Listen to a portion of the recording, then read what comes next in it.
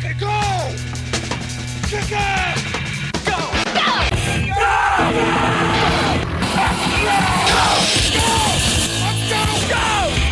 Go! Go!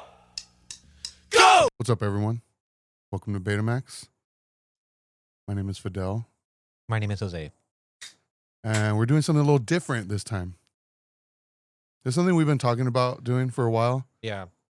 But like not really quite sure like how How to approach it. how to approach it, I suppose. But I mean, this is the way I guess how we're gonna do it today is probably the most appropriate way to kind of have it be like the first inaugural Yeah. version of this.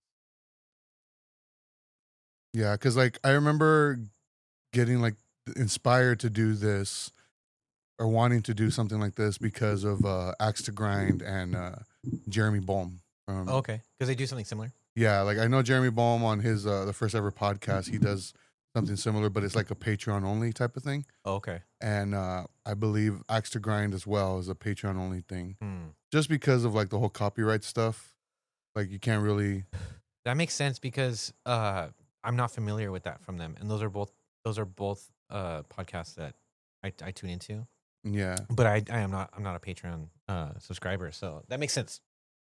Yeah, and like in listening to the Axe to Grind one, it's called Friday Night's All Right.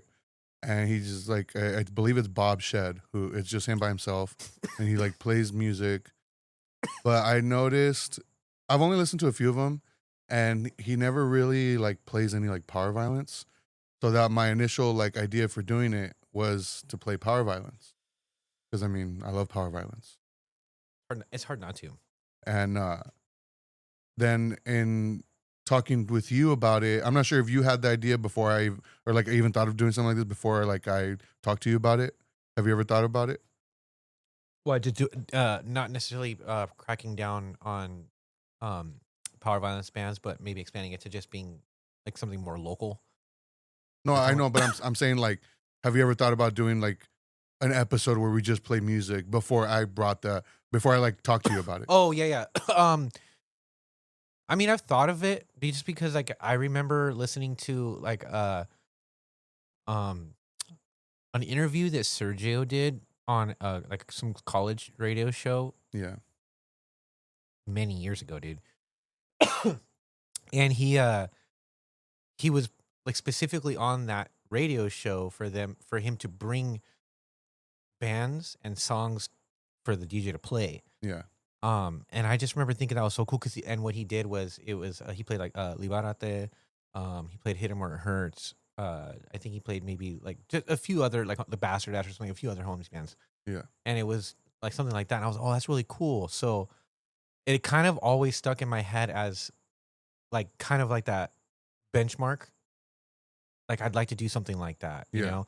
But it wasn't until like you started actually like farting around on the console and figuring out how to do that. Yeah. That's when I was like, oh, dude, we definitely got to do it for sure. And especially because I still have my hard drive Mm-hmm. that has all the old music that like I got from your computer. I also have access to a gigantic like Google Drive file that the homie Tom Marley sent me.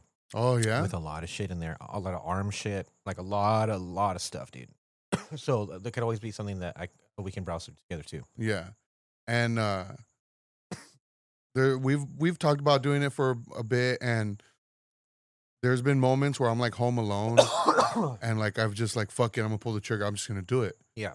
Especially like on weeks where like because we lead busy lives, so sometimes we're not able to record, and so we like kind of fall behind sometimes on like putting out an episode. Mm-hmm. So I was like, okay, we don't have one coming out this upcoming week, so I got to do it. Like I was gonna do it last night, like just myself. And so I'm sitting at my computer and I was just gonna start recording, just playing, but I was like, no, I feel like I need to be more prepared with it. So I started making this playlist. Damn, you all right? It's this doobie.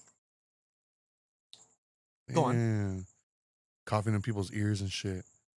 My bad. Damn, where is it? Oh, brother. Oh, hell yeah. All right, let's try this. Dude. my reaction when I'm pushing the button and it doesn't even work.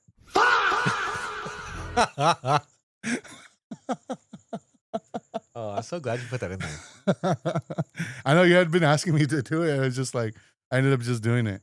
But I do it at the ballpark all the time, dude. And Yeah? it's like when someone like when a kid like doesn't keep his glove down all the way and Yeah. rolls with their feet and whatnot, or like or they allow too many runners on base from just throwing too many balls. So do you have the audio of it then? Yeah. I do. Do you have the one without the music? Because there's the one I have. I couldn't find one without music at the end. The way that I do it is I do it on. I have the same file. Yeah. And I've thought the same thing. I do it on Koala, which is like a sampler app. Yeah. It's basically an alternative to the Roland SP 404. You're speaking a different language to me right now. It's a sampler, but like those SP 404 is kind of like your standard. Everybody wants to use this sampler to make beats, to DJ with, to perform live. Yeah. It's really dope, dude. But for those who really don't care about like the hardware or don't really want like the hardware situation, Yeah. Koala's a good app for that, and it works exactly the same. It's dope, and on that one, it's cool because when you unlock the full version, you can take any sample that you load or record yourself, and then you can just crop it like with just right there on the spot. And I just kind of cropped it and then edited to where it just starts to fade out right as that's hitting. Yeah. So like it's just like but it sounds much shorter, but it doesn't have the like that like that synthy sound at the end. Yeah. Yeah, because it was irritating me too.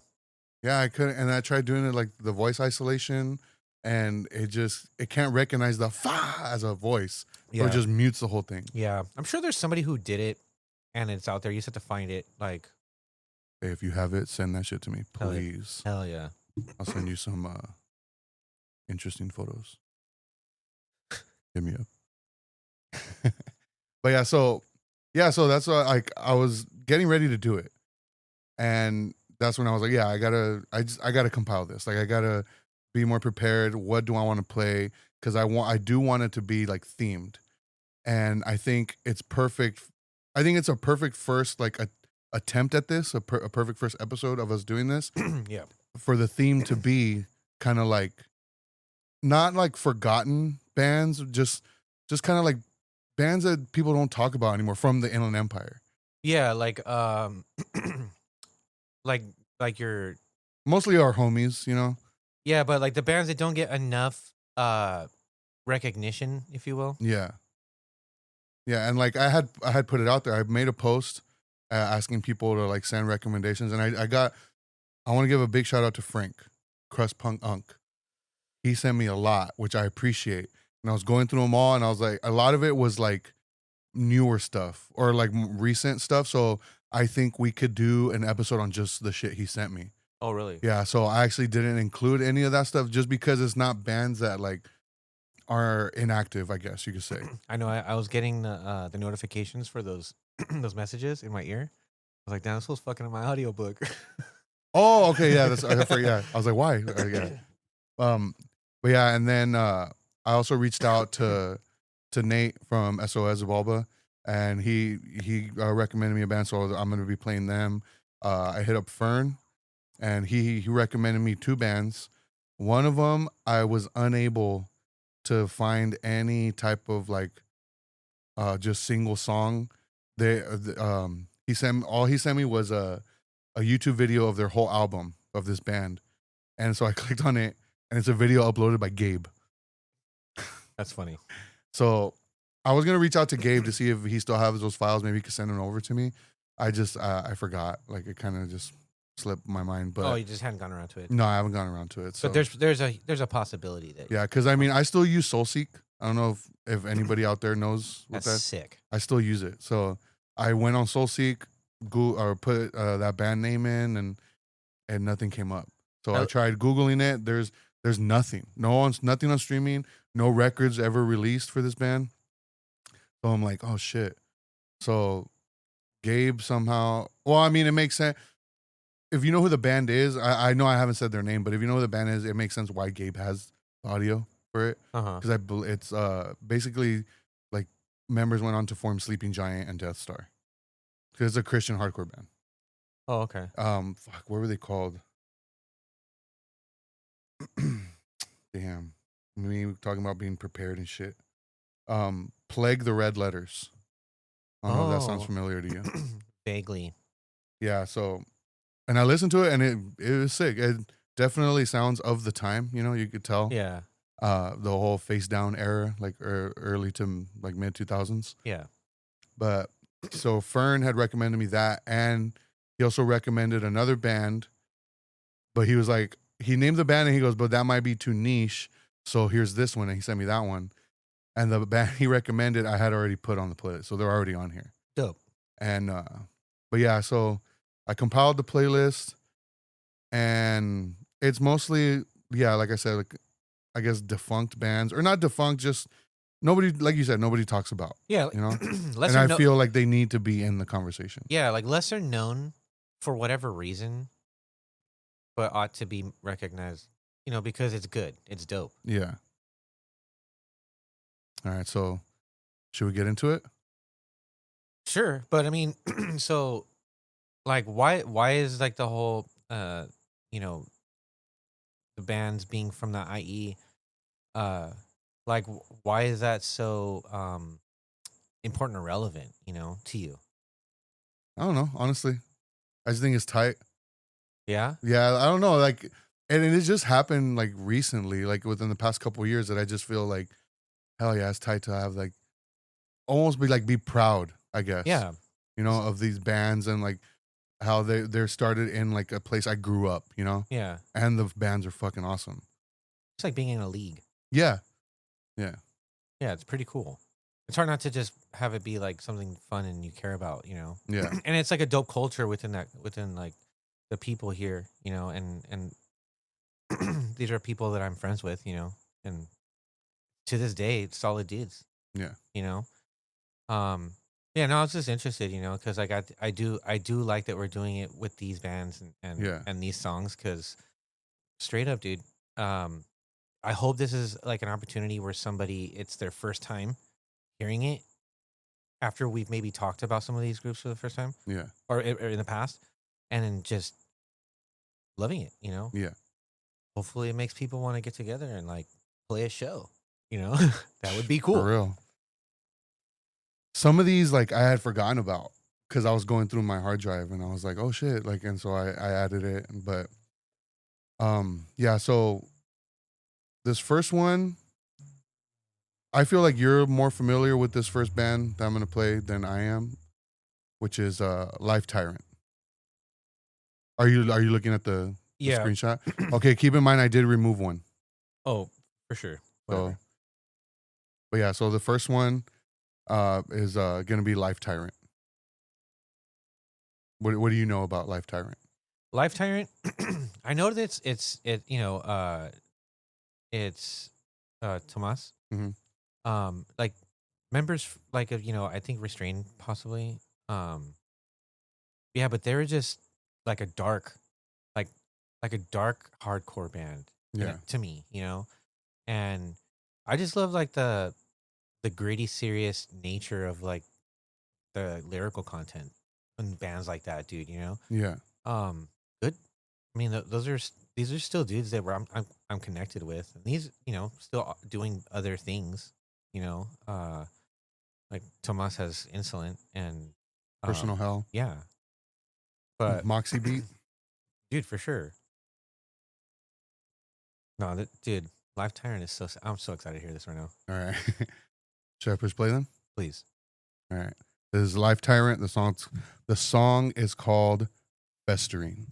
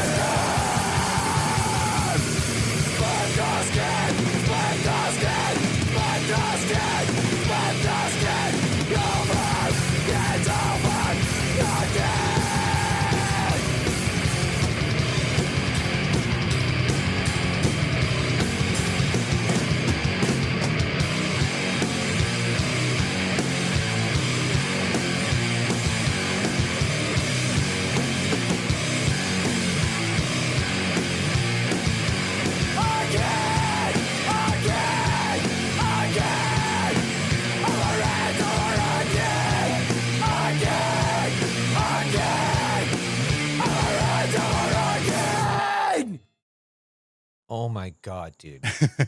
That shit still slaps, dude.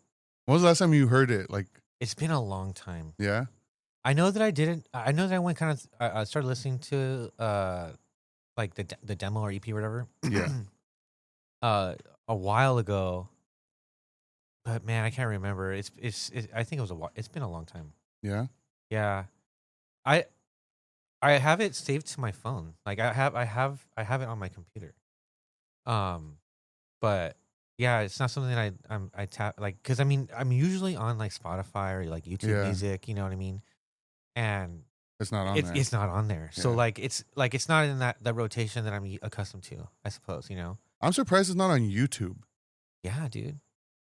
Like everything's on YouTube. That would be cool. There is a Bandcamp though. There is a Bandcamp, Oh, okay. so you can listen to it on Bandcamp. I wonder how many links I can include in the fucking episode bio. Because I would love to be able to include a link to all these, unless Do a link. You can do like a link tree type thing, you know what I mean? or what if like I just start a Bandcamp and upload them myself? Oh, for Betamax? Yeah. That's a great idea. What like I wonder if I would get in trouble or something for that. By who? I don't know. Should I do it? What do you Fuck think? yeah, dude. Do it? That's a great idea. I'm gonna That's do it. tight. I'm gonna do it. Dang. Brainstorming on the air, that's tight. Fuck it. Let people see how shit happens. Yeah, the process. Yeah. No, dude, that's a dope idea. Do it. Yeah, and then I'll include the link to it in the episode so people could hear the songs. That's cool. Like without us talking if they want to hear it, you know. Yeah. Do it. That'd be sick. Yeah. All right. But I have a funny story about Lifetime because like I said, I use SoulSeek. I've used SoulSeek for a long time. And I remember like years ago, somebody had messaged me on SoulSeek and they asked me like, oh, like where'd you get this Life Tyrant demo? I've been searching for it. And it turned out to be one of the members. I don't remember who it was though. I remember I asked Tomas about it and he said it wasn't him. But they were like, oh, like I've like been searching for this. Like this was my band. Like, thank you so much for having this. And like, they asked me about the cover art for it because it was like a design for one of their shirts. Mhm. And I was like, it's just an image I found and I just put it as the cover art because there was never any cover art when I got the songs from your computer.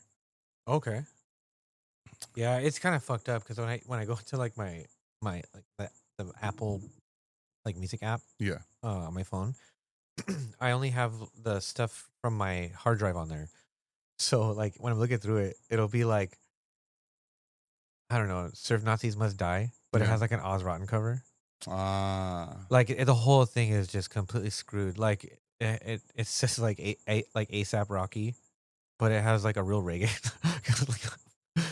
It's funny, dude. Yeah, Damn. so I haven't. I'm not on it enough to change it, Yeah. but yeah, dude, I should.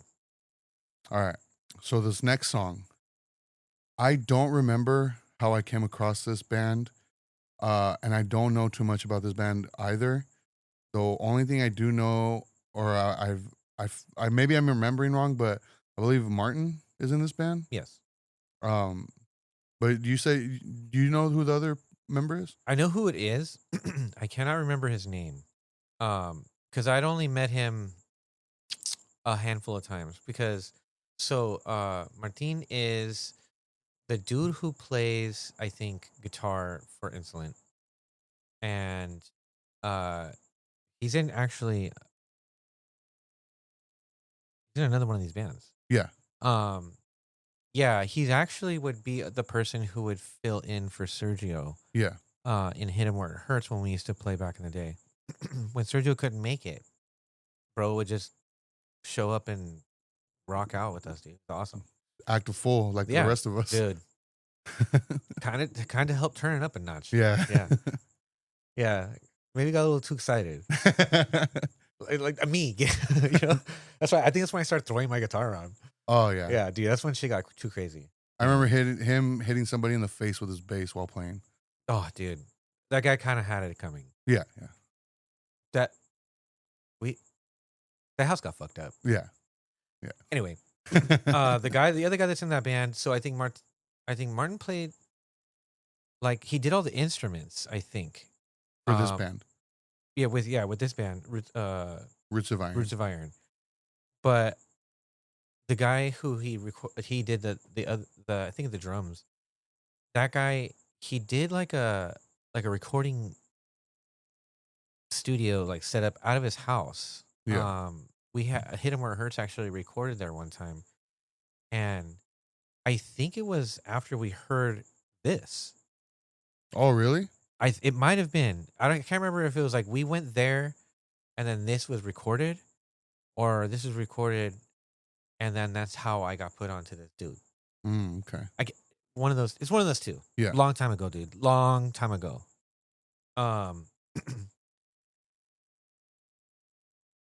What's Damn, that I smile? would love to play one of those like from that recording session that we did with this guy. Like where we had the Tombstone samples. I think I have them on here. Dude. I think. If you do, What song?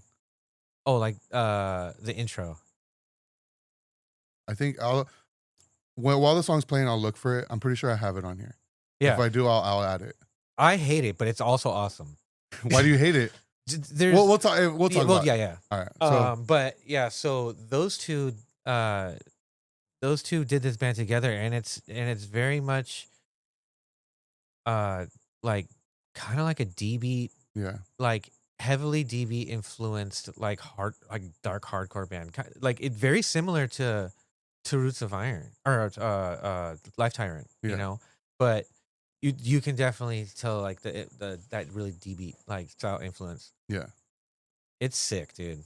But I mean, I can't remember that guy's name, man. I hope, I wonder, and I hope that fool's still doing like recording stuff. Yeah.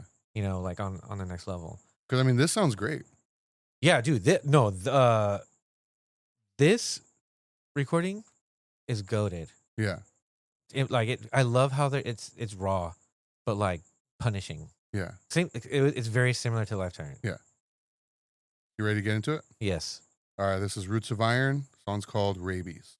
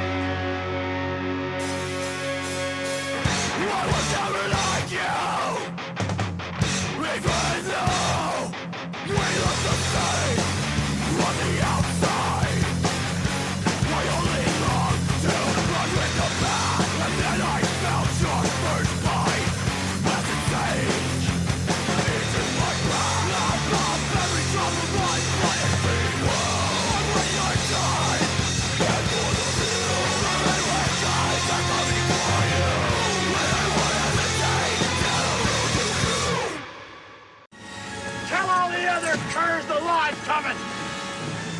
You tell them I'm coming, and hell's coming with me, you hear? Hell's coming with me!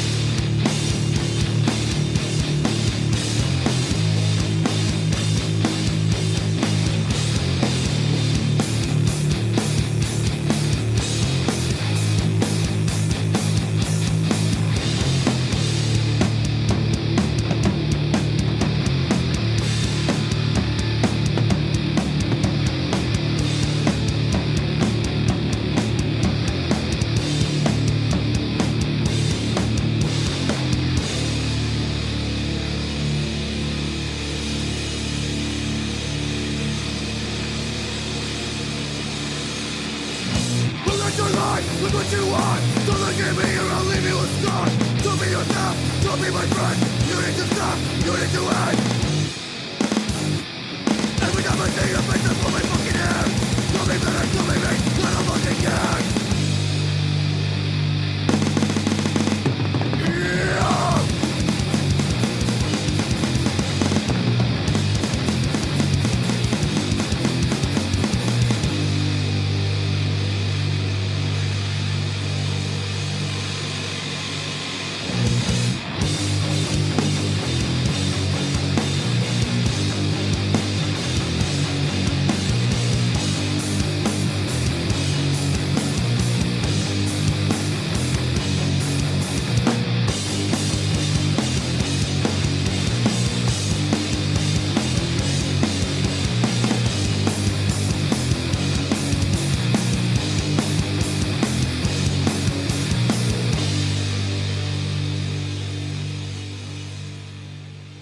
Damn. Hell yeah, rock on, dude.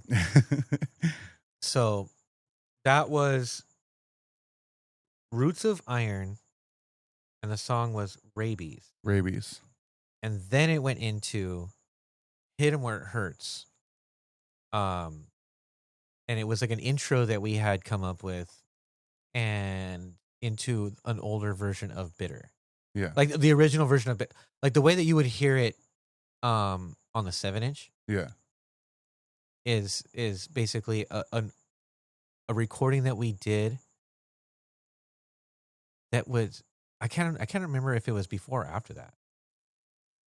But yeah, same guy. So I think it had it backwards. Martin might have been the drummer of Roots of Iron. Yeah. And this other dude, he did like the guitars and all that stuff and the vocals.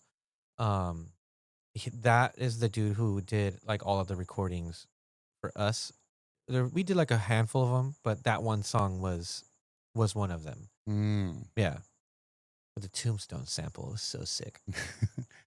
Whose idea was the Tombstone sample? Both of ours, dude. We're cut from the same cloth, bro. Yeah. Yeah, I mean he's my brother. Yeah. We're raised by the same fucking Western nerd. Damn. You know what I mean? That's So, so yeah, no, though I like those recordings a lot. I think it was us that were the ones that sucked, but the recordings themselves are dope. Because I love how raw it is, you know? Yeah. Like, you can tell that it was at a time, I can't remember the year, dude. It must have been 2008. like 2008, something like that. I dude. have it on there. That's Okay. yeah. Yeah, 2008. so 2008, bro. Like, at that time, you know, I had only graduated high school like two years prior. Yeah. So, these are all people that are our age. So, we're all the same age, man. Like, we're, you know, what, 20? 19, 20 years old? Like learning shit, dude. So you know you can hear how like you know in like the drums don't boom like you hear in every other recording that people do at a studio. Yeah. And mind you, this dude was doing this out of his 2-story home, like somewhere in like Elsinore or something like that. Remember we pulled up and it was like this fucking suburban neighborhood, and we literally just walked upstairs and they had like the upstairs section had like a kind of like a loft balcony area. Yeah. And that's where he set up the drums. And he kind of just packed, dude, it was sick, bro. Like I'm hyping this up because this is why I say I hope that dude has gone on to better things, because he was doing his thing, bro. He like he padded like the area. It was gonna have that open space contamination anyways, Yeah. because there's only so much you can do right there because you know it opened up into like into the fucking foyer and the living room. It was Yeah. like a huge opening. So he did his thing, dude, and like he put the amplifiers in like a closet, and then he ran it through the DI box. You know, so like a DI box is a direct in box, right? So like you plug into one end, and then you plug the other end with like patch cables or whatever into like your console or whatever, Yeah. right? And do all the magic stuff. And you don't have to be in the same room, like you know, just like how you experienced it when we recorded with Andrew.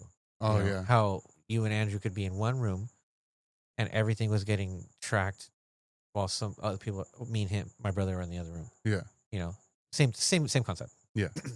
Yeah, and it was dope, dude.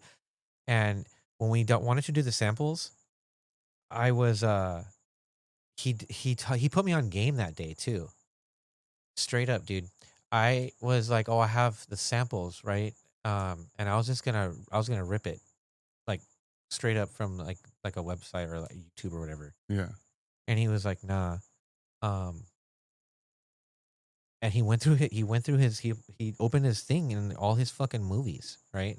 So we asked for samples for from Ninja Turtles for Yeah. a song from Tombstone. There may have been another, Yeah. but those are the two that come to mind the most. They're the only two that are relevant, really. And he straight up put that shit in his like DVD, this DVD player, like the old school, dude.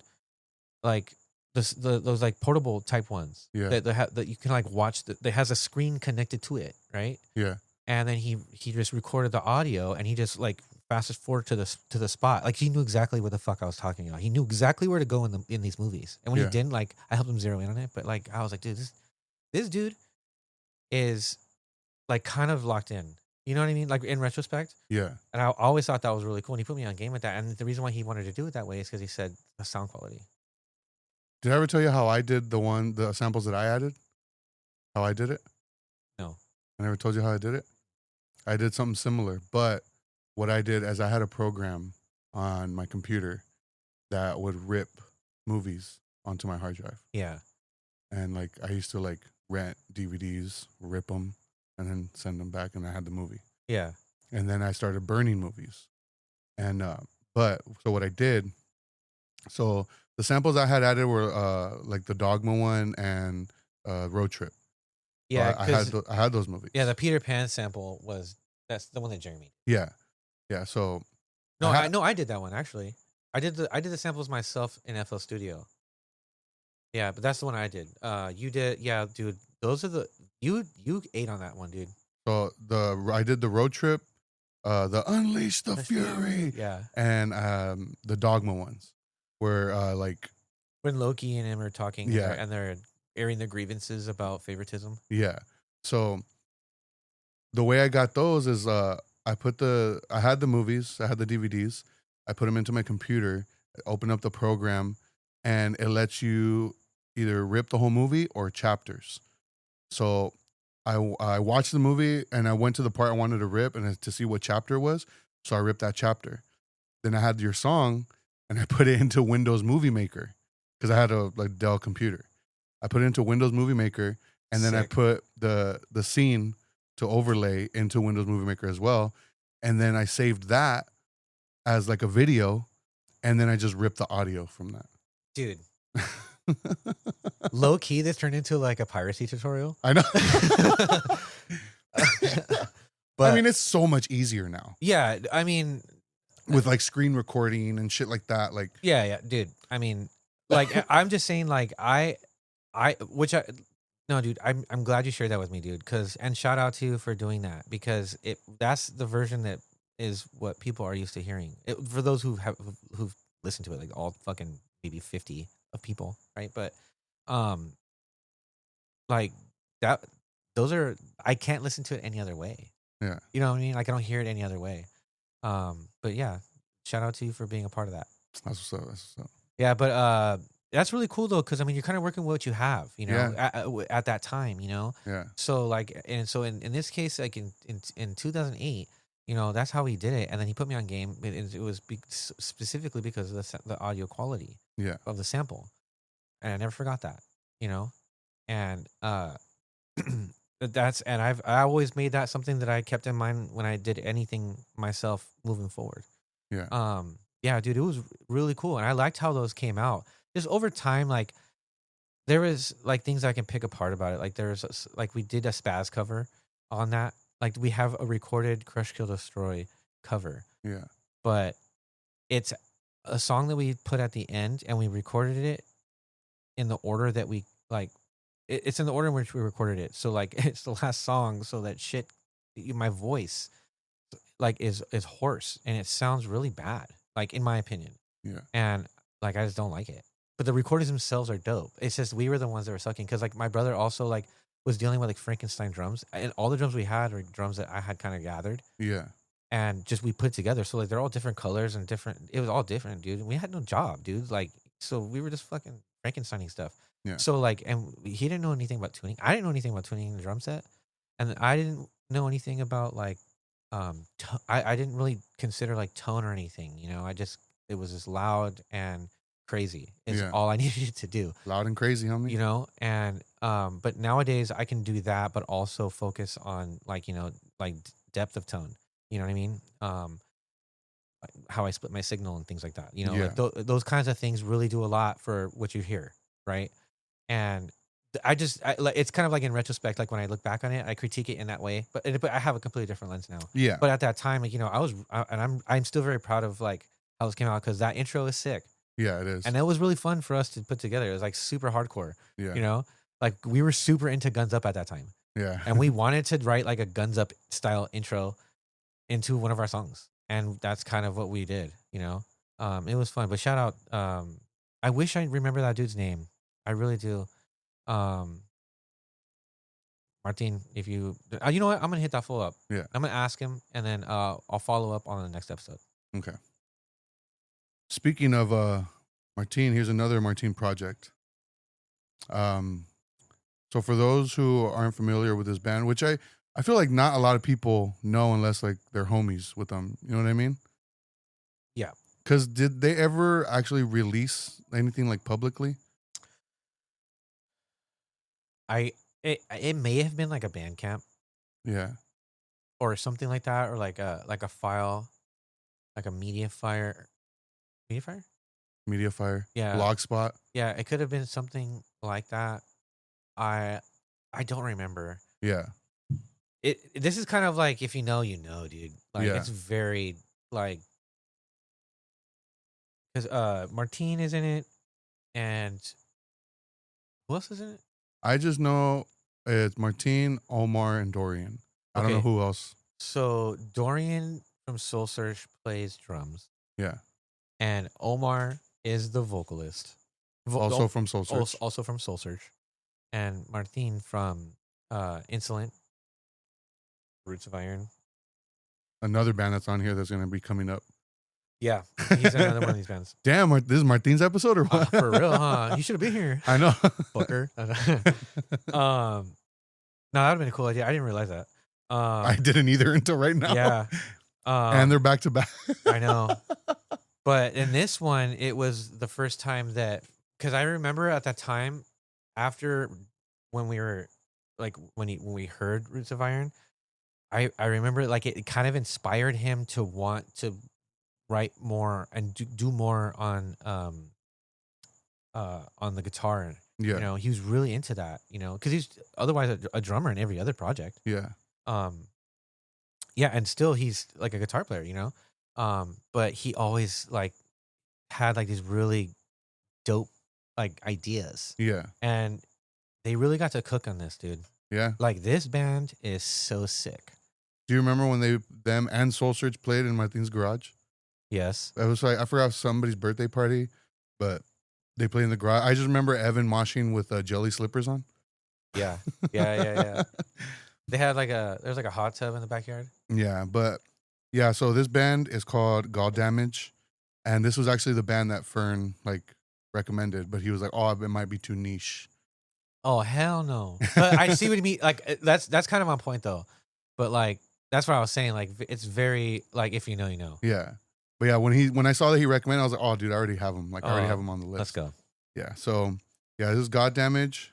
Song's called Bottom Dwellers.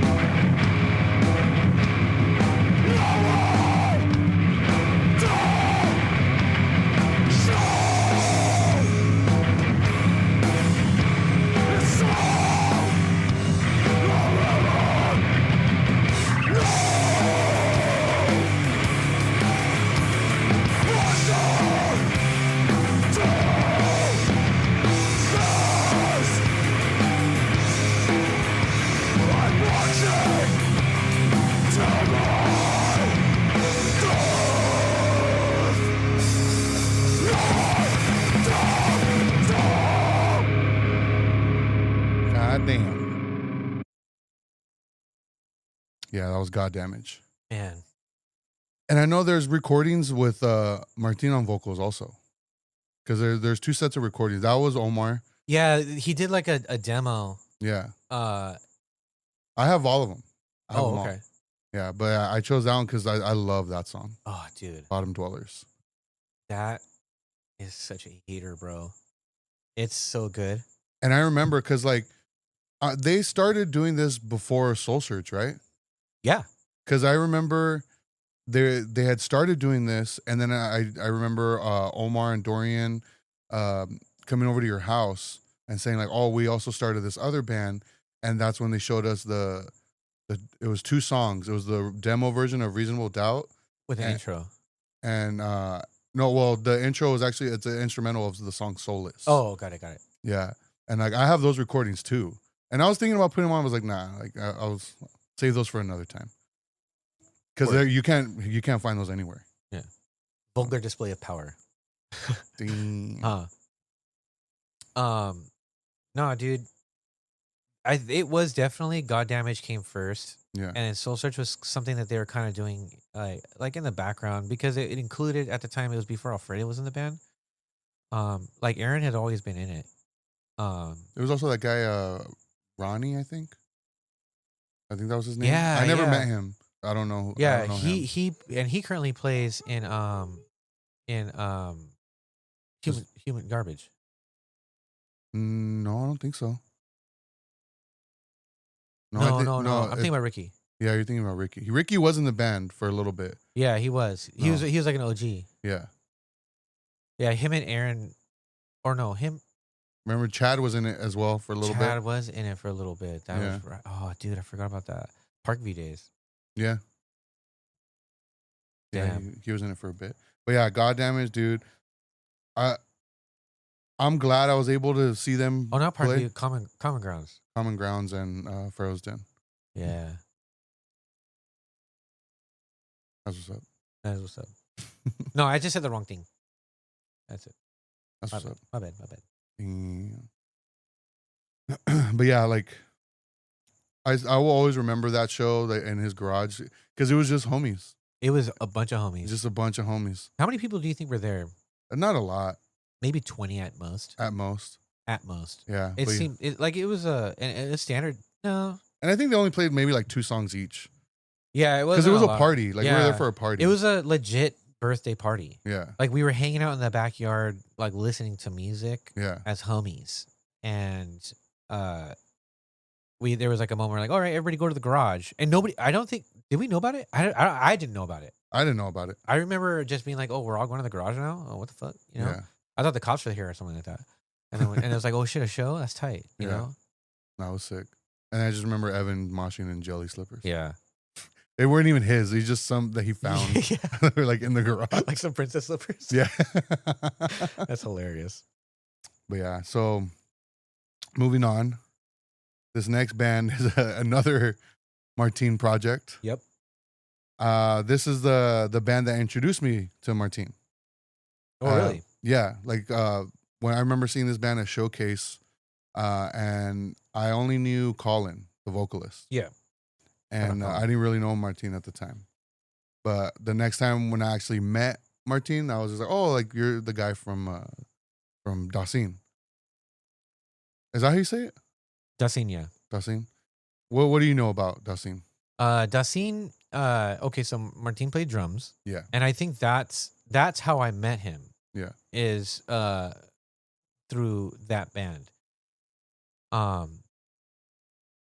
And Colin is somebody I had known for a long time. He's the vocalist. Yeah. He's someone I like backyard apathetic Ron McDonald Fontana shows and Downtown Riverside shows, all that. Like I've known that guy for a long time. Yeah. And Francisco's was in that band, right? I don't remember. Yeah, honestly. I think he played bass, and then there's a dude named Gabe that used to work at Showcase. Oh, that's right. A different Gabe, not Gabe Ochoa. No, yeah, not Gabe Ochoa. He would also like kind of, you know, he'd work there, and he was one of the, you know, around the Corona homies, you know. Yeah. I believed he played guitar, or it could have been the other way around. Him and Francisco, those guys were really close. It won either which way. But that was basically the group, and they're awesome, dude. Yeah. Kind of like fast hardcore, like power violence in a way. You know what I mean? Like blast beats with like cool mosh parts. Dude, I love Colin's voice. His I- vocals were awesome. It has been So it's gonna be your first time in a while. in a super long time. Like honestly, like all of these so Yeah? far, yeah. Like I haven't heard God Damage and dude, like over a decade, dude. You know, Oh, shit. yeah, for sure. Like I haven't heard any of these in a long time, but this is one of them for sure. All right, so the band is Dasein. Song's called Our Reminder.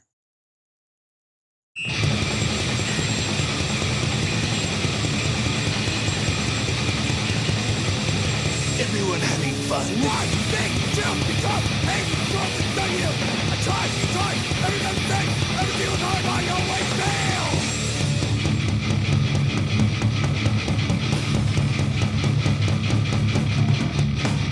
I know I fail.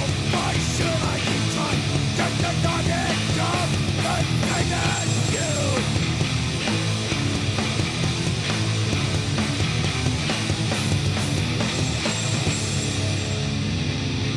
Just the same as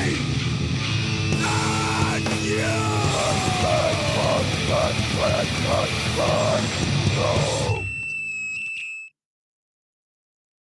So what'd you think? Dude, I love it. Oh man, I do love Colin's voice, dude. Yeah, I love It's his voice. Super like that. I don't know, it's like that hardcore voice. Yeah. You know, like especially the way that he's like the way that that it's written, because I was listening to like the way that he was singing, Yeah. like the cadence or whatever. It's very like, I don't know, like he was at that time very much influenced by like Youth Crew and stuff. Yeah. So it really like listening back to it, I'm like, man, I remember that. You know. Yeah. Like that's so sick. Yeah, dude, that's a good band, dude. Yeah. We used to play with them all the time. Yeah. Like many they were like our sister band for Hit 'Em Where It Hurts. Yeah. They were a sister band in a way. So like and two shows that stand out to me. I remember we played like they did like a vegan potluck in Corona Yeah. at somebody's house, and then it was, and I have the flyer for it. There's a couple of bands that played. And they had like it was like the way that they kind of organized and moved like all these cool antique looking like thrifted stuff.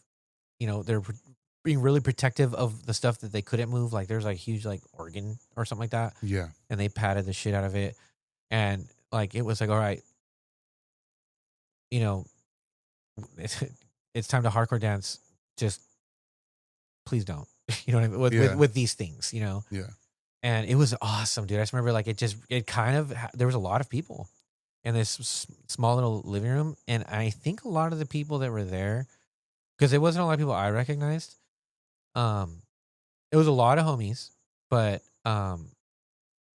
it like it felt like, you know, the people who weren't aware, like didn't know these bands, they were super into it. And that's what made it such a dope show. Like just the moshing in the living room back and forth like that. It was awesome, dude. Yeah. And another one is they had got on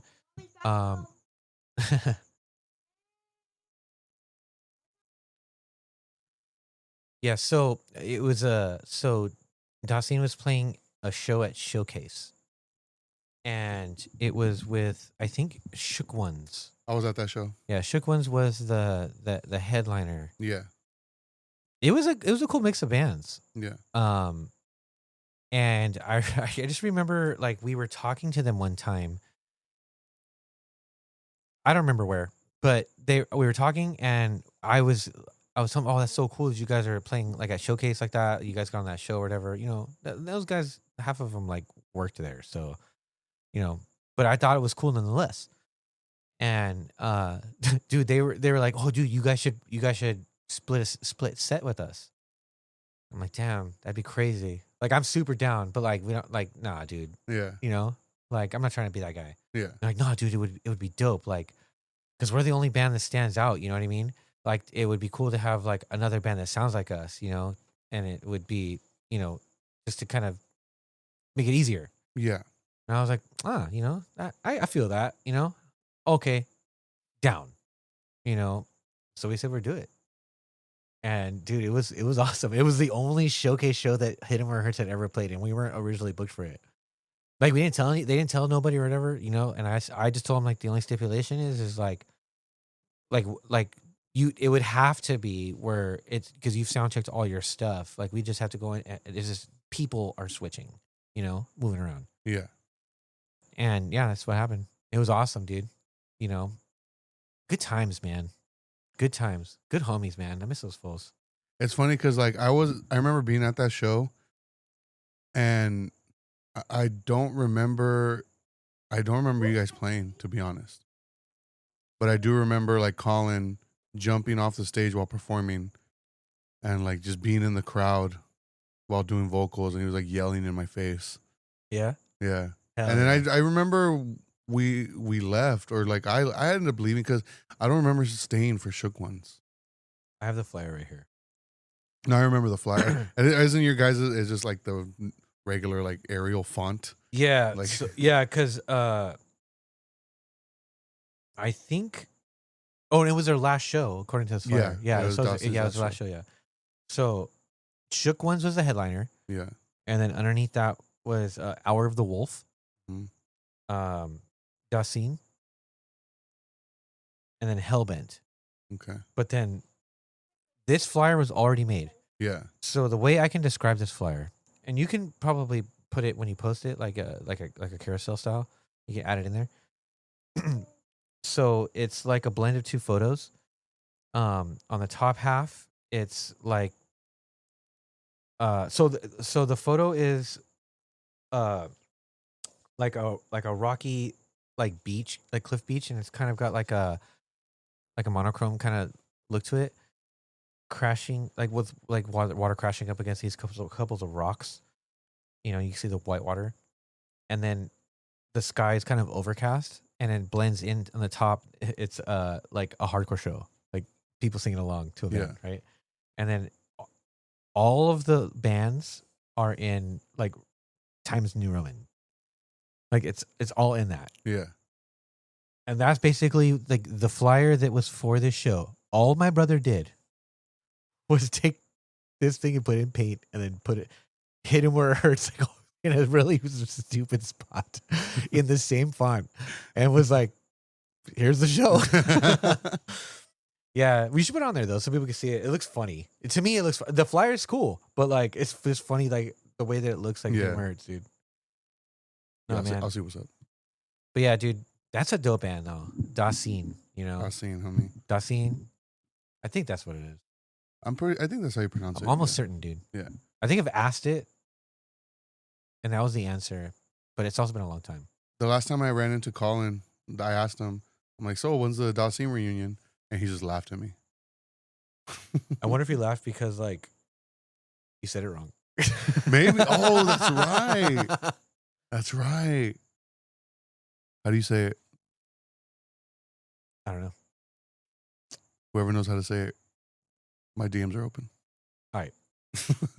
Moving on. Send me videos of you saying it. All right. So this next band, never heard of them. No, I'm just kidding. The next band is a good friend of ours. Been on the show a couple times. Does vocals for this band. Mr. Gabe Ochoa. Yeah, Is like always an honorable mention. always Always. The lore master. the lore master. This was his band. This is the band he was in before Darrison. And this is Bound in Blood. And the song is called what? Damn, it's like cut off on here. I don't need dog tags. I know who my friends are. That's Yep, what it's called, yep, right? yep. Okay. So I don't need dog tags. I know who my friends are. I love Bound in this song. Blood. Gabe Ochoa, shout out. Here's the song.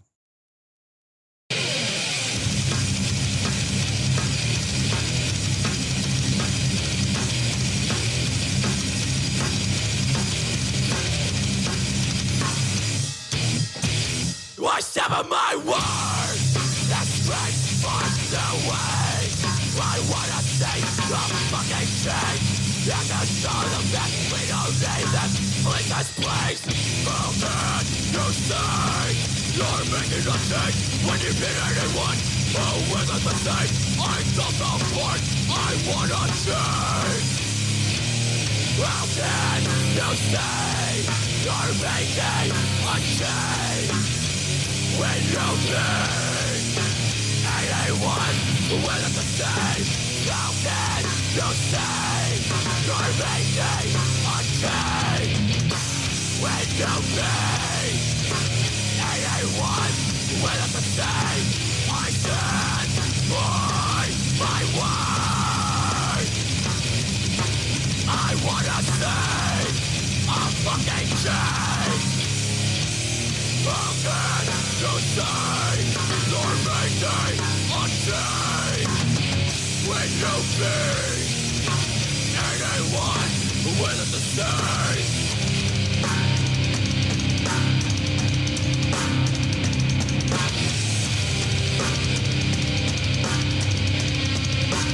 I will support.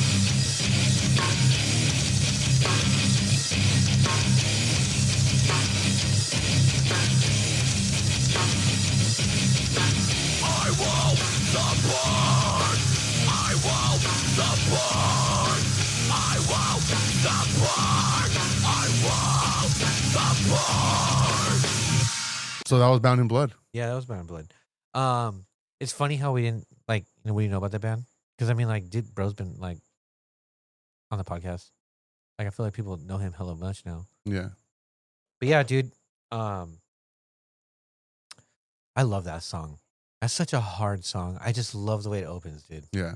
Yeah, it's probably my favorite one. I'm I mean, pre- I think it's like everybody's favorite though. I'm pretty sure I've seen them at Showcase. Cause like I remember seeing the name on flyers all the time. Yeah. And they did play with a lot of bands that I was into at that time. So Oh yeah, dude, I've seen that band maybe a handful of times back in the day. yeah. Yeah, dude. Just because I mean, it was always I like Bound in Blood, Yeah. you know, and it was always a dope show.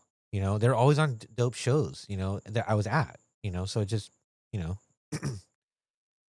I know that I've mentioned it before, but I do remember having like a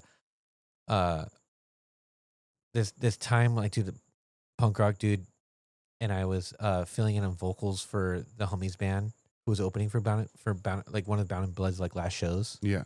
and they did it in Cahoots over by Damn, in Cahoots. yeah, it was in Cahoots at the time. It's over there by Castle Park, Yeah.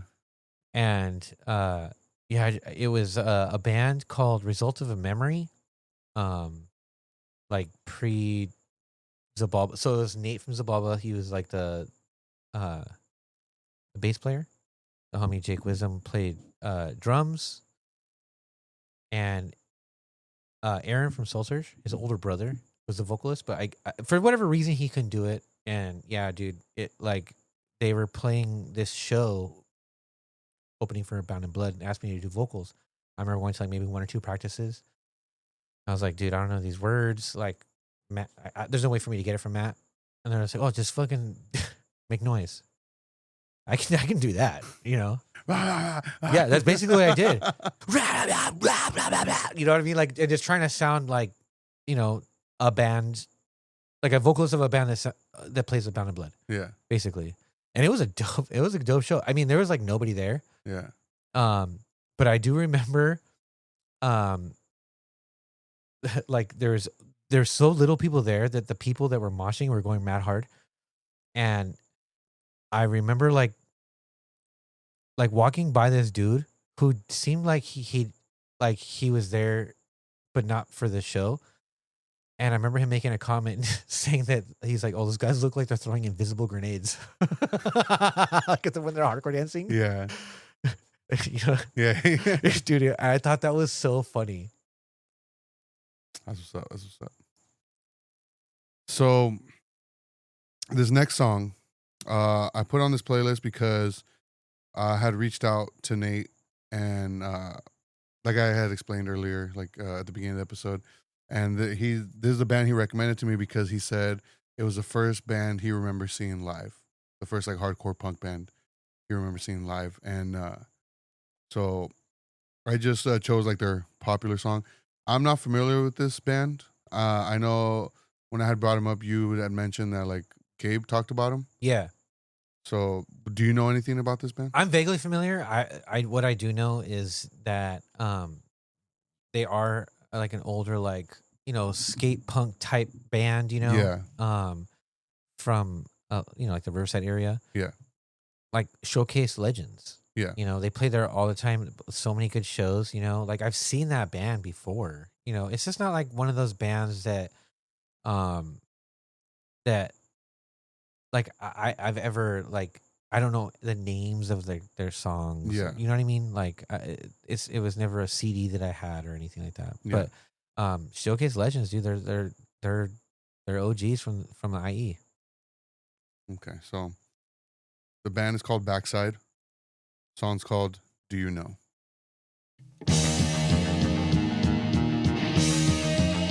Do you know? Do you know? Do you know? Do you know?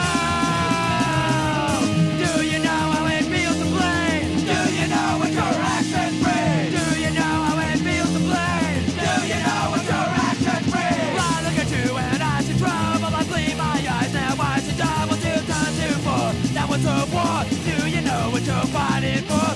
Hatred and violence, deep in freedom. They'll tell you should. You believe on passing on what's been done to you.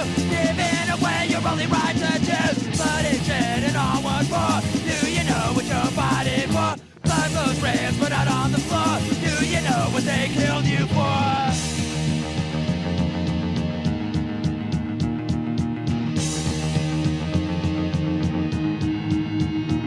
And a reflection of society is a false sense of security. Do you know how it feels to play? Do you know what your actions bring? Do you know? Do you know? Do you know?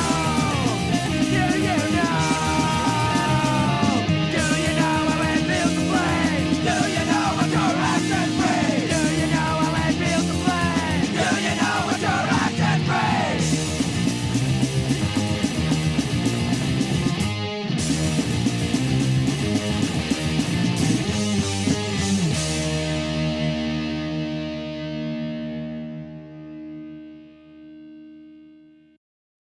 So, what'd you think?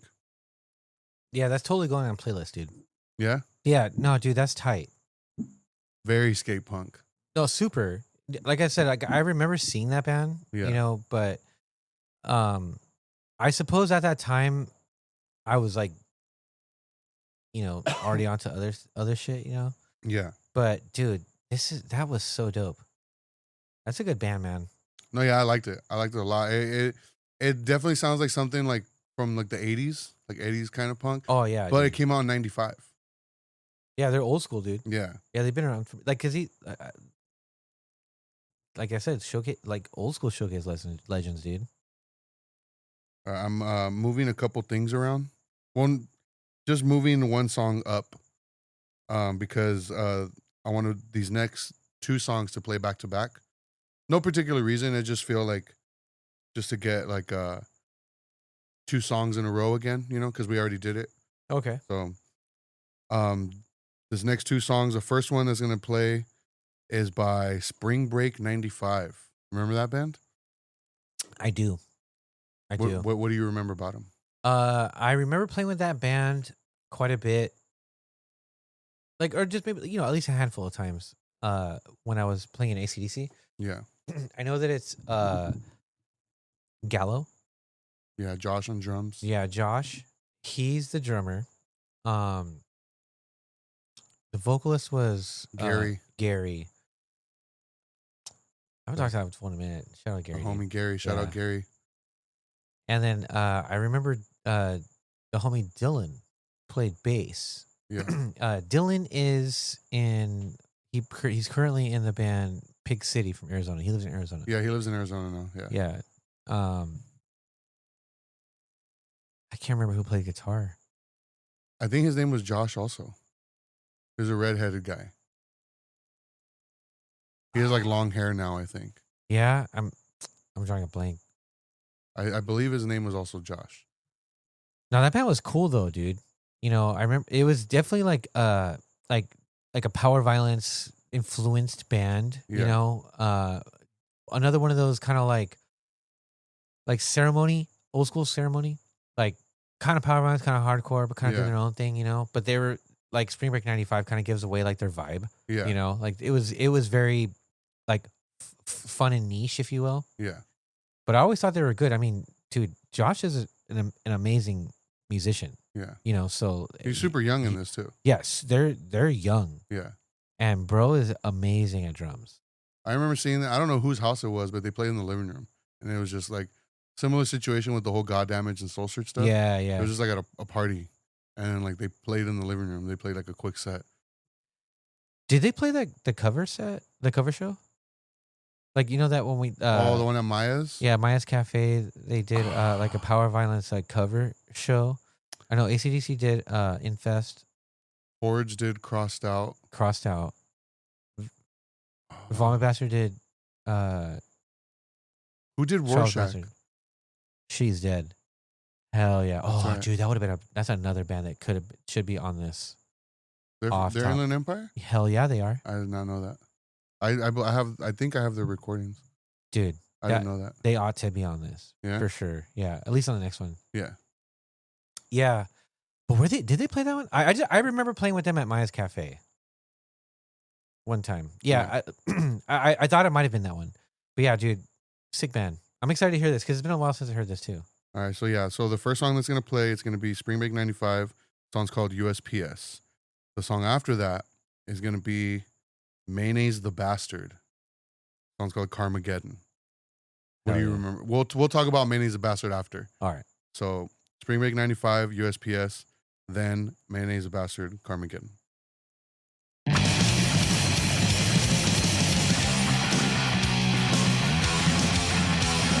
Sitting on the edge. Don't wanna blow my brain. Push me one more time. Drives me fucking insane.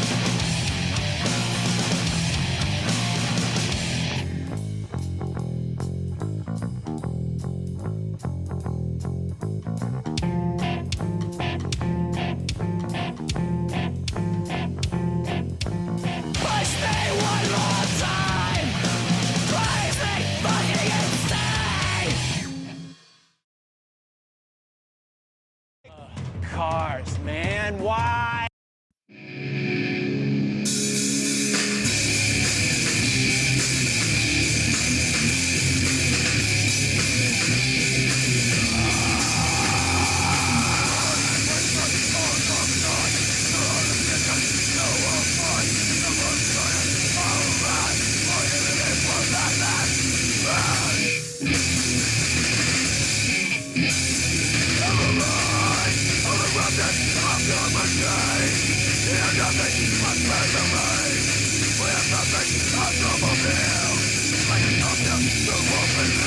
When was the last time you heard that? That's like forever ago, dude. Yeah. Yeah, for sure. So that Mayonnaise the Bastard song, that was off of the Tension split. They had done a split with Tension. Yeah. And that was like the only recordings I had. They have some recordings because I have the demo CD still. Or I don't know if it's a demo CD, but I have a CD of theirs still. It says Vegan Noise on it. Yeah. I still have that. And it you could find those recordings on YouTube, I believe. So, but I don't have those, like the actual recordings of that. The only recordings I had were the split they had with Tension. So that's why I included that song. Hell yeah. What do you remember about Mayonnaise the Bastard? Who exactly was in that band again? So on vocals, it was Franny. Francisco. Oh, okay, Francisco, yeah. Yeah. Drums was Francisco Crespunk Unk. Yeah. The drummer of Holocaust and the vocalist of Insolent. Insolent, yeah. And on Insano Imperio. Yeah, exactly, yeah. The homie. Shout out. And on guitar, I believe Yeah, it was guitar was Justin. Oh yeah. I couldn't. Justin Mayo. Yeah, I couldn't remember what everybody did. Yeah, and then the bass player, I didn't know him personally. I believe his name was Hector. I don't know him though. I don't know him like that. So I just know the other guys. But I do have a video of them. Like if you go deep into my videos on YouTube, I have a live set of theirs from the Blood Orange Info Shop. You cannot hear shit. So That like, sucks. so like, kind of how the recording of this song is a little shitty, which I like. I love how shitty it sounds. It's like as if it was recorded like live, like on maybe just Like a tape a recorder or couple of something. mics or one mic. Yeah. So like this video I took of them, like it just sounds like noise. Like you cannot distinguish anything. What'd you And film it with? It was this little white digital camera I used to have. I don't remember what brand it was. Might I just don't been know the what happened to microphone. it. Yeah, no, it definitely was because I was like right up close. Yeah, and like some old school shit like that. It's not good for. It's not gonna pick up the audio like that. But like I did rewatch it recently, and dude, you see a lot of like familiar faces, Oh, no baby way. faces. That's cool. Yeah, like you see Sergio. No shit. Sergio, you see Birdie, you see Justin, Julio, you see Dude. a lot of familiar faces. What show is that? At the Blood Orange, I don't remember who else played that, but I just remember it was at the Blood Orange. Okay. But yeah, it was just noise. Dope. That band was also. I always thought that band was cool. I They mean, also played the infamous house show at Justin's house. they sure did. Hell yeah. You have Justin on, dude. I'd be down. Yeah, dude. We could talk about His new band, creation, and then Planet Vegeta. Planet Vegeta. Talk about the show. Hell yeah. Damn, I should have put Planet Vegeta on here. Oh man, fucking up. But I mean, would they be considered? I know Justin lived here, but his brother lived in Baldwin Park. So I would. don't know. I would. Yeah, I'll see what's up. I'll put him for the next one. All right. So this next band, this next song, I don't know if you're into this band or I'm pretty sure you're familiar, but I don't know if you're into this band. This was a suggestion. One of the like people who reached out, they commented on the post about like, oh, like what are some Inland Empire hardcore or punk bands? Shout out Jen. Yeah, it was Jen's suggestion. And this was a band I was very familiar with in high school because when I first started getting into hardcore, it was because of a Face Down Fest 2004 sampler CD. Oh, okay. And this band was on there. And I like ate that shit up because before that I was really into metalcore. So there's a lot of like singing, like regular singing in that, and just like metalcore, basically, Right. like the early 2000 metalcore. And so this band was like right up my alley. And this is Sinai Beach. Did you ever get into this band at all? Or? I mean, I was made familiar with this band through like some of the DVDs, like the Face Down DVDs and stuff like that. Yeah. And I remember just kicking it with like Jacob and stuff. Yeah. And you know, they'd be watching that kind of stuff. And I got familiar with hardcore through a lot of that. And so I became familiar with that band that way.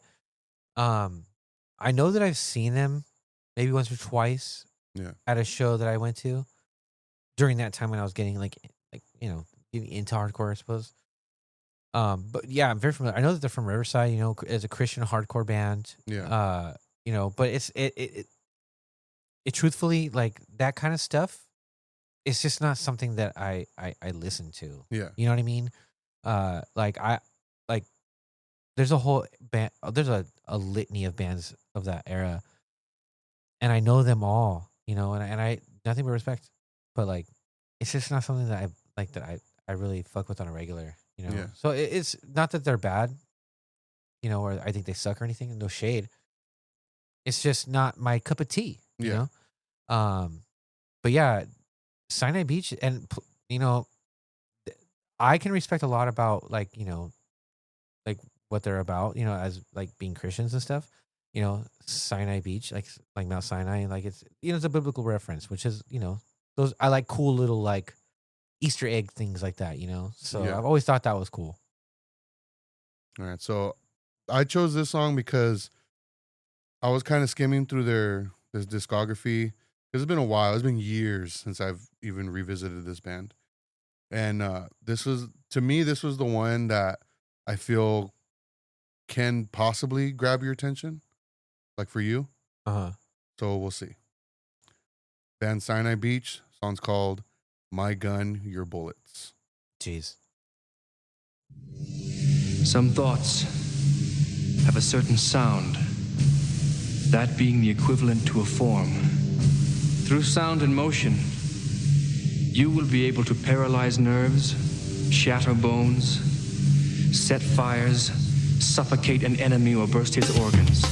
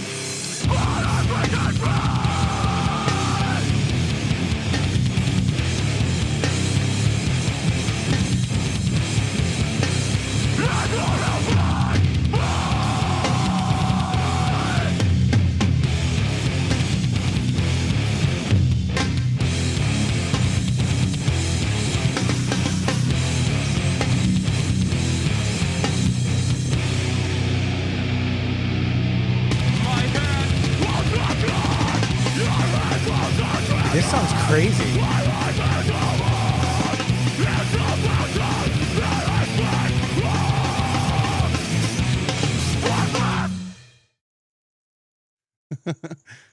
So what'd you think? That song is insane. I love how I love how shitty it sounds. Yeah, Like it's old.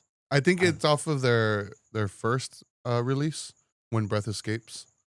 I think Okay. that's their first release, if I remember correctly. Okay. But yeah, those recordings are pretty crappy. No, I mean like they're good, but like like when you like imagine if that band was still playing today, like the like what it would sound like now, you know. Yeah, But like that being, I love that. Like I'm glad you told me that was off their first record. Like I love how it sounds. That song's crazy, dude. That was dope. That was super dope.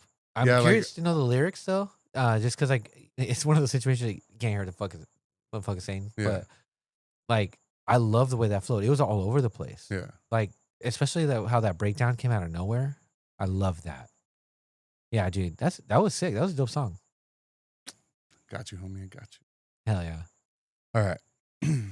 So this next band, a band that played our high school A few times. a few times. Yes, and I remember the guitarist Eric handing out their demo like during lunch, and I wish I still had it because I remember mine. They were all like CDRs, like burnt CDs, but I remember mine was a purple one, and it was written in black marker that oblige, and with the logo that they, I believe, still use because I think they're like coming back or they're trying to or something. I'm not too familiar because I did run into Manny from Impending Doom after a show at the House of Blues recently, like, well, I wouldn't say recently, but like a few months ago, and he was chilling with them. Okay. And I met them like formally for the first time, like except for Eric because I had met him at Novi, but I had met like the vocalist Greg formally at that time, and which he said he's down to do the podcast if we ever decide, you know. Oh, great.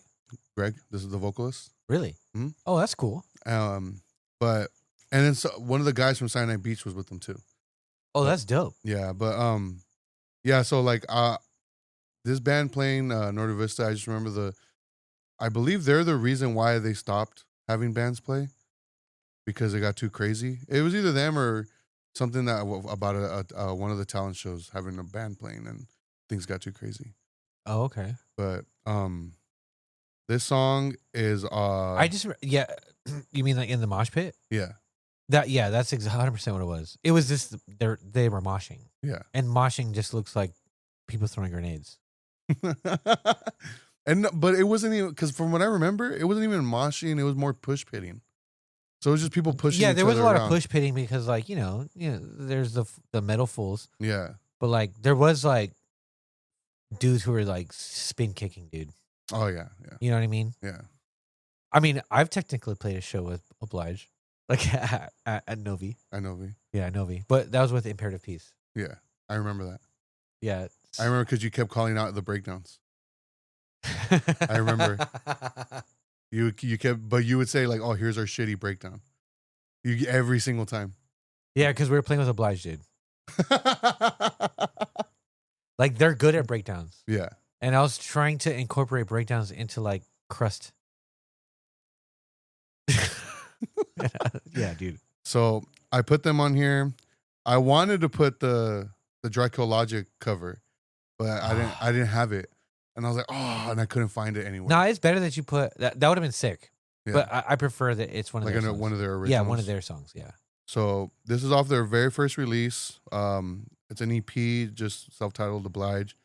The song's called Blood Bricks.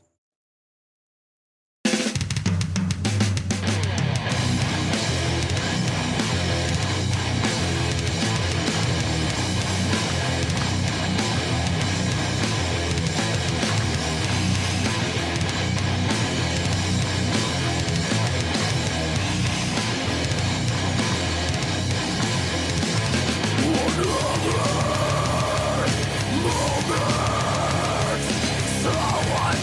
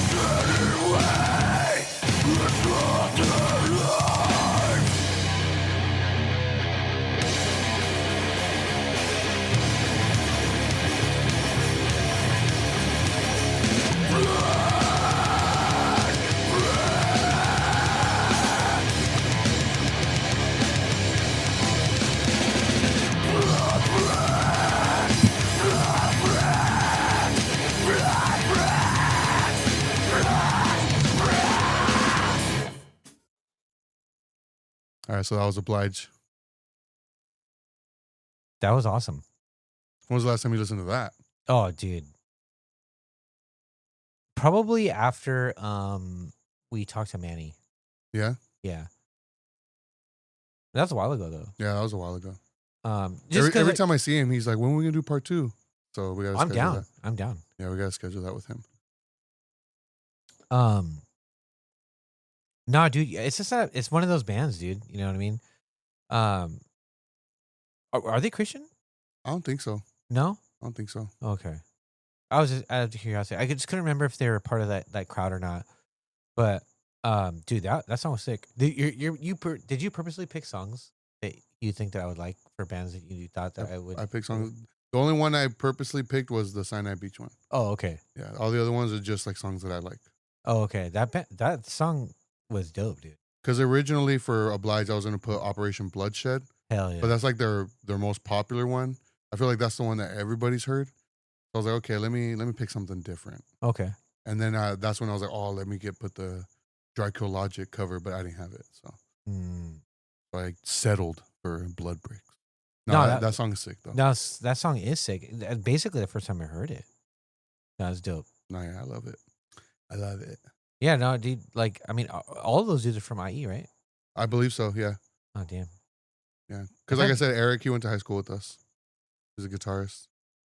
That's crazy because like I just remember those dudes. Like, when I was in high school, like bros look fucking professional. Oh yeah. They're very professional with that shit. Yeah. Yeah, dude. They were the real deal. All right, this next song was actually suggestion by you.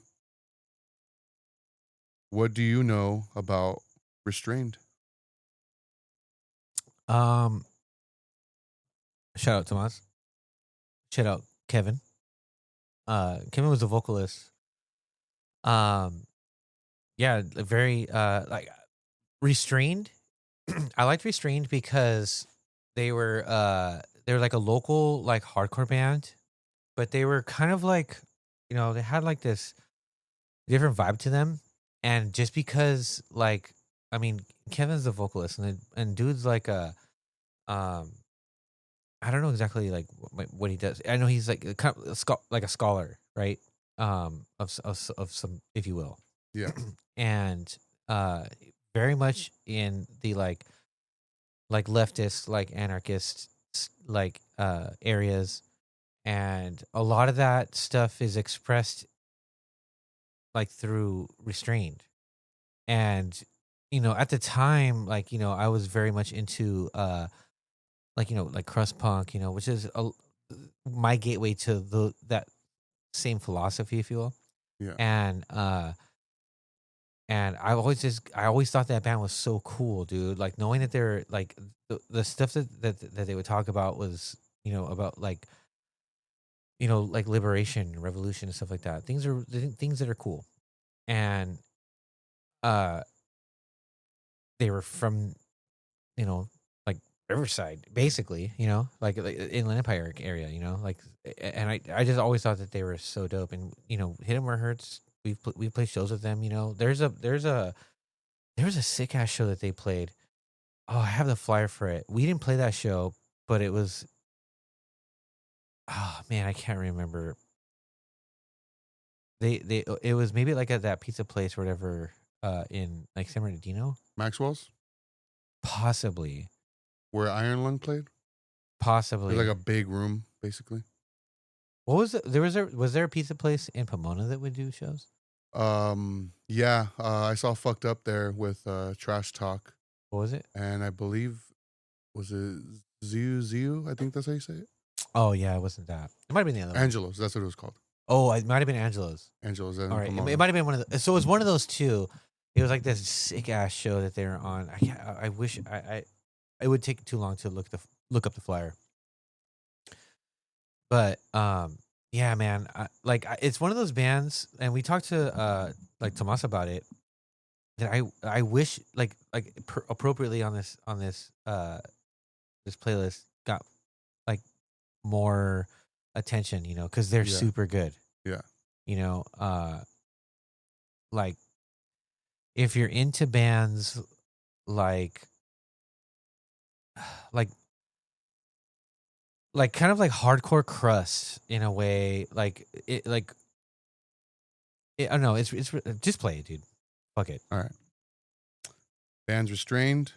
Song's called Deception.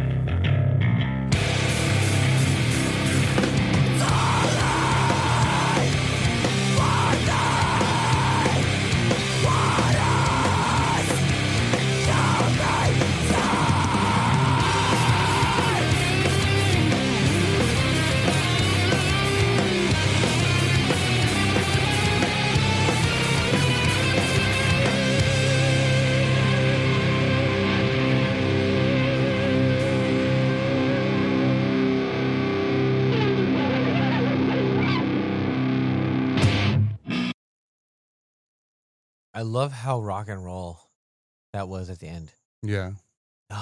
Fuck with that, dude. So good. So good. Yeah, see, for me, this was one of those bands that I wasn't too familiar with. Yeah, like honestly, even though like it's a band that like Hit 'Em Where It Hurts has played with and stuff like that, they were always kind of just like not on like everyone's radar, Yeah, because like I knew of them, but I just didn't know them. Like I never really listened to them. Yeah, like Restrained definitely should have. I know that they they were playing a lot of really good shows, Yeah.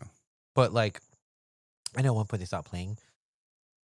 Had they kept playing, I would suspect that, you know, so much more like listeners, I suppose.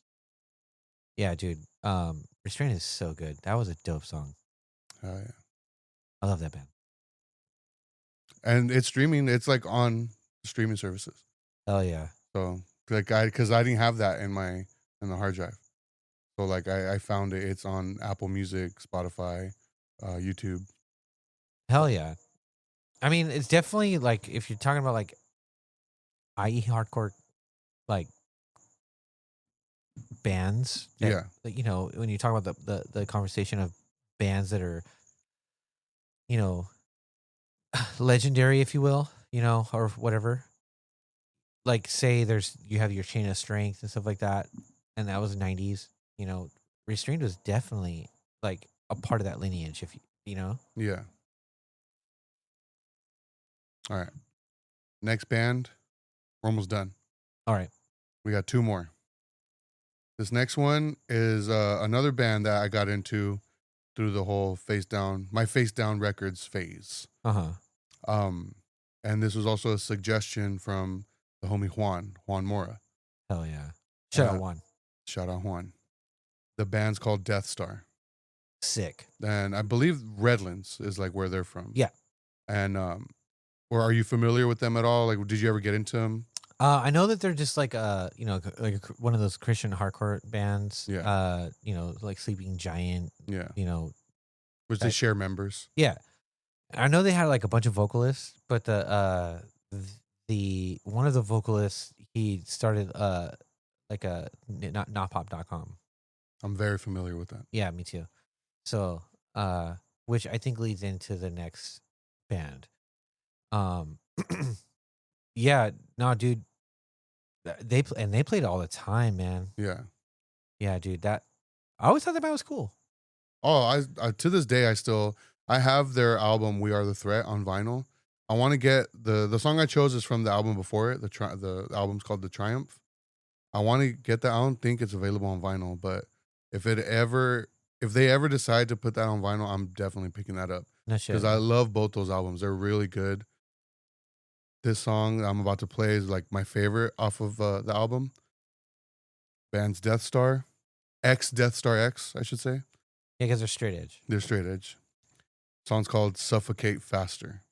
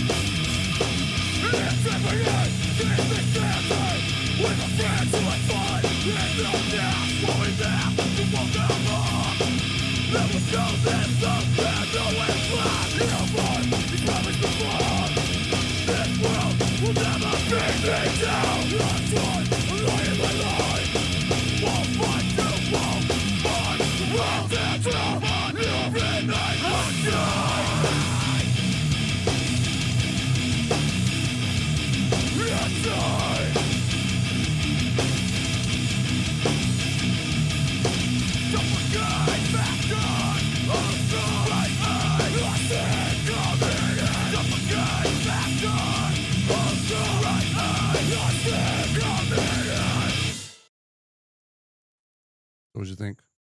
How many vocalists do they have? 4. Damn, Yeah. that's tight. I've only seen them once. It was at Showcase with Sleeping Giant and Pending Doom, but it was fucking awesome. Yeah, I think that's when I remember seeing them. I think I've seen them a couple times, but that's the one that stands out. At least at Showcase. Yeah. And do you remember when they were on Monster Garage? What's their garage? The Jesse James show? Oh, okay. No. You don't remember? No, I mean, I didn't know. I don't know what the fuck you were talking about. Oh, yeah. Like, well, you know who Jesse James is, right? Yeah. Like, do you remember how he had a show? Yeah, like one of those like Pit Me Rides type shows. Yeah. Yeah. But like Death Star performed on there. No shit. Yeah. Like in the garage. And they just show like a bunch of little people moshing. Like little people? Yeah. You don't remember that? No. You'll have to look it up. Why little people? I have no idea. That's so fucking ridiculous. Super random, but That it is happened. random. It happened. That shit's funny. But yeah, I still listen to this band. I still like it. Like the lyrics they can get pretty preachy, but I think it's because it's mostly I believe his name is Tom, the vocalist of Sleeping Giant, because he's very preachy. Which Sleeping Giant is another band. I have their first album on vinyl. I love that album, but it is very preachy.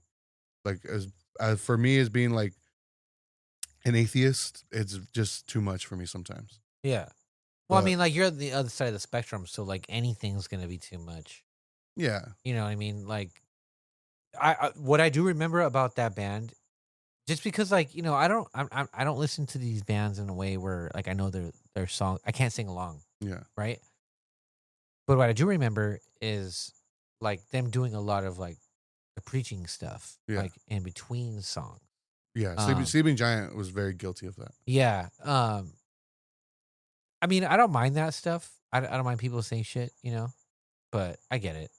It's at that time too. I was like mad atheist. I'm just like, I'm not trying to hear all this. I want to hear this bullshit. Yeah, I don't want to hear this bullshit. But no, the bands live are amazing. They're amazing. Oh, dude, that song was fucking ill, dude. Like, that was pretty hard. All right. And to end this with a bang. All right. A band that terrified me whenever I would see them live. Oh yeah. Like, and even though I was like terrified of their set, I would still be there Yeah. because it felt like an event almost. Just to see what dumb or crazy shit they were going to do. Not to mention the music being blistering and fucking angry and just awesome. Hell yeah. So I know you had a hand in, I guess, the creation of this band in a way. Mhm. So how talk about that. Hordes. So yeah, dude, like the dude from Death Star, one of the dudes, I can't remember which one, the one of the vocalists, he did not pop.com, Yeah. which is one of those message boards similar to B9, the Yeah. Bridge Night board. I got roasted on Not Pop, by the way. That's why I said I was very familiar. I was on it. Yeah. Yeah, Me too. it was dope. And It was all right. I remember I remember seeing like a posting about like a band looking for a vocalist. It was like, maybe like power violence type, whatever. So I responded to that, and it was posted by Mark. And yeah, like I hit him up and we arranged for us a jam, and it was Mark and Chaz at the time. It was just the two of them, guitar and drums. Mark plays guitar, Chaz plays drums, and I was the vocalist. And there was no name at first. It was just getting together, starting a band, and then we would like they had songs that we were working on. So I remember showing up, and they already had a few songs like worked out.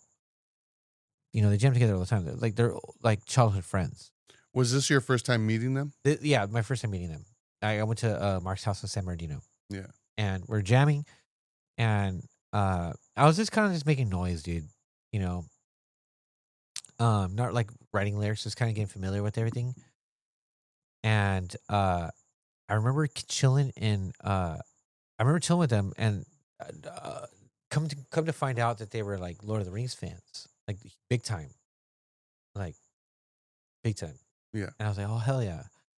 So we were like this, kind of throwing the idea of like different band names around, and a band name that I had always thought would be sick for like a hard, like kind of like a Power Violence E type, like dark, like sounding like hardcore band. I grew up playing like Warcraft. Yeah, I love Lord of the Rings. Hordes was a name that I always thought was sick. So I threw that out there, and I was like, oh, since you guys are Lord of the Rings fans, you guys might appreciate this. Hordes. Oh, that was sick, you know? So then immediately we're like, oh, this is the band, whatever. And we were jamming and stuff. You know, I remember recording a demo with them at some dude's house in San Bernardino. And but I was just lagging a lot, like on practices and writing like stuff for the band, because I was right when ACDC was getting like really busy, and so I was like really like focused on that. Yeah. And you know, so they eventually were just kind of like, you know, like anybody would be like when they feel like, oh, they're like, this fool's ghosting, you know, they just replaced me, you know. And then that's when they got Jacob, you know. The band he's in now is I didn't know he was in a band right now. yeah, he's I just know he throws shows at the Jet. yeah, he's the person who's like the liaison at the Jet. Lady Parts. Hmm. Yeah. Yeah, and then the homie Derek played bass in that band for a while after or no, he was the original Yeah. bass player, and then after that was replaced by Ronnie. So the homie Ronnie. Shout out Ronnie. Shout out Ronnie, dude. Yeah, dude. And that was a dope ass band, dude. Super good. I love those songs, dude. They're so punishing. And then they got the attention of the dude who did King of the Monsters, Yeah. which is the guy who released like the Locust like Power Violence stuff. Yeah, dude, like, and that's how they got that 7-inch out. Yeah. Abrognosis. Yeah, dude. And it's through, so it's released through King of the Monsters. Dude. And I believe it. You could still buy it Really? from the. I believe so. I think there's like a limited amount left. Yeah. But I think if you go to the King of the Monsters Bandcamp, I'm pretty sure it's still available. I might have a test press. Yeah. But at least the version I have is like a test press, or like it's numbered. I know Mark had given me one that I guess was only released in Mexico. It might be that one. I can't remember. I'd have to look it up. There's only like so many of them. Yeah. Yeah, you know what I mean? Yeah. But yeah, so yeah, this band, I loved seeing them live. Like I said, it was an experience, and they were definitely a big part of that house show at Justin's house. Oh, for sure. That's when they started blowing up a CRT. Yeah, and Or they were smashing with a bat, They were smashing it with a bat, and they started swinging it around, and then like lighting fireworks. And then there's that infamous show at the Blood Orange where Jacob set off the fire extinguisher, but it was one he brought himself. And they were like getting mad at him because he did that and thinking that he took one off the wall or something. Hell yeah. But I just remember They're dangerous. they were dangerous. Yeah, they were dangerous. Like going to that show was awesome, but also like Scary. yeah, it's like getting a tattoo. But like the music was just like, it kind of like brought that out in you. It's Yeah. just Like it was a whole vibe in itself. Yeah. To be honest. and then like they're like the nicest guys. Oh, they're great. Like Yeah. like especially like Mark. Like after that house show and like the house got kind of He's wrecked. a professor at Brown. Yeah. But I'm saying like after the house got kind of wrecked, you know? And he immediately offered like help clean up, help pay for any type of Yep. damage, like because he's just that type of person. Yeah, he's such a nice guy. Bro like picked me up. Like my car broke down coming back from Disneyland one time. Yeah. And in Anaheim. And bro came picked me up, dude. And dropped me off at my house in Colton. Like he's just a nice guy. Yeah. He was just like they're nice guys and hilarious dudes. Hilarious. Yeah. And Dude, it's 'cause they're- Chaz always had me oh, laughing. dude, Chaz is just dying, like belly laughter, Yeah. dude. So funny. So funny. There's one I've talked about it before, but there's this one incident where we all met up to go to the Pizza Hut diner because they had just opened up a new one. They turned the La Sierra Pizza Hut into a diner, and I remember we showed up, and I remember Chaz, like, his mind was blown, and he asked me to like take a picture of him in front of the Pizza Hut diner because he wanted to document it, and that shit made me laugh so hard. But he was dead serious. He was like, yeah, dude, like. And they were like all hyped because they had like a Terminator arcade game inside. Oh, dude, they're about that. Yeah. No, dude, like Chaz and the homie that does Fun Corner? Fun Corner, Christian. yeah, dude, those fools like would compete like mad serious like in Marvel vs. Capcom competitions. Oh, no, I know. Like they- I see their controller yeah, setup. their controller setup was like not like a PlayStation controller. It was like the Like a fucking arcade console. Yeah. Yeah, sick, dude. They were serious about that shit. Like they're badass. Like, we hang out, we'd play, and I'd get my ass kicked. Like it's not even fun, but like I would love watching them play. Oh, yeah. It was epic, Yeah. you know. But they would kick my ass. Nah, dude, good guys, man. Yeah, great guys. I loved hanging out with them. It was always a good time. And then just to see how like aggressive and like angry their music was. Oh, like, dude, my shit, dude. I still have a chunk of my guitar missing Oh, from when you played with them. from when I played with guitar for them at Power of the Riff. Yeah, dude. He said, "Do whatever the fuck you want." So you did. I did. He's like, "I'm gonna throw trash. You do what the fuck you want." All right. Yeah. So I'm going to play the song now, but this is going to be the end of the episode. The song's going to play, and that's it. Hopefully, everybody who tuned in enjoyed this. I had a lot of fun doing this. And you had mentioned you did too. Yeah, dude, this is awesome. I mean, you put this together. You put the whole playlist together. This is your brainchild, you know. I'm kind of going with the flow here, you know. But this is awesome. I'm glad that we're doing this. And I hope that this is something that everybody fucks with, you know. Yeah. And I hope these are all bands that people fuck with, you know. And I hope like it's a lot of the first time and only time that anybody's gonna hear some of these songs. Yeah. Some of them. Yeah. You know. And I hope that just kind of, you know, just kind of stimulates or the mind or, you know, like satisfies some sort of craving. Yeah. You know? Yeah, I definitely want to do it again. Oh, dude, I want to do this a lot more. A lot more. Hell yeah. Definitely. Especially like highlighting bands. Because there's already some songs that, for example, Power's new band. Oh, like, yeah. They just released a song. Like, I was going to put it, but I was like, no, like, I want to keep within the theme, you know? So that's something I definitely want to do. Like, if we do, when we do another one, to include like new release type of stuff of local bands or whatever. Yeah, this could be like a number of different ways. Because I mean, the episode is focused. Yeah. In the meantime, you know, because Yeah. like we're having like this conversation back and forth about like what we know about these bands and whatnot, telling Yeah. stories or whatnot. No, dude, this is cool, and like, I love that I'm hearing a lot of this stuff for the first time. You know, Yeah. like and I'm glad I'm doing it now because like I have a different lens. Yeah. So I get to appreciate it now and like it, you know? Like, dude, like that Cyanide Beach joint was hard, you know? Yeah. Like, it's not a band that I ever fucked with in the past, but now I do, you know? But Hordes is definitely the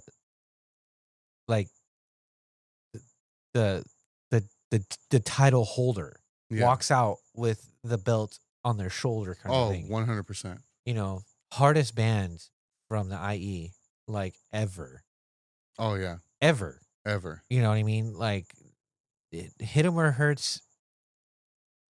Well, is trying to be like, you know, as hard as Hordes. You know, Hordes is just epic, dude. Like, I'm glad to have been a part of that. You know, but it is what it is for a reason, and I'm glad that like Abrognosis is like such a solid release. Yeah. Like that was a winning combination. Play Alright. that shit. Well, before I do, I'm going to, once again, thanks everybody for checking this out. If you've reached this far, and I'm gonna try to do the Bandcamp, so like you could listen to the songs individually, you know. So I'll try to have that up by the time the episode comes out. If not, I'll post it on our Instagram. I'll post a link to it. So And tap in, like leave like comments, suggestions, like, you know, give feedback, whatever. yeah, You know, talk your shit or like, hey, do this band, you know? yeah. Um so so that we can both learn something at the same time, you know? Hell yeah. All right, this is Hordes off of Abrognosis. Song's called Brute Hammer. Fuck yeah. We'll see everybody next time.